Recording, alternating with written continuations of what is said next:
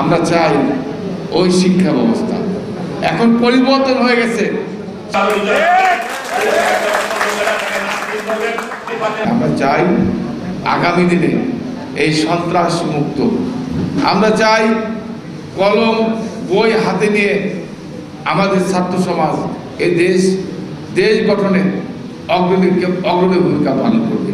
আমরা জানি আমাদের নেতা তারেক রহমান সাহেব উনি 31 দফার মধ্যে বাংলাদেশের শিক্ষা ব্যবস্থা আগামী দিনে কি হবে, কিভাবে বাংলাদেশের নতুন প্রজন্মকে শিক্ষিত করে বাংলাদেশকে পৃথিবীর মানচিত্রে উঁচু করে বুক উঁচু করে দাঁড় করাবে, বাংলাদেশকে একটি আত্মনির্ভরশীল জাতি হিসাবে দাঁড় করাবে।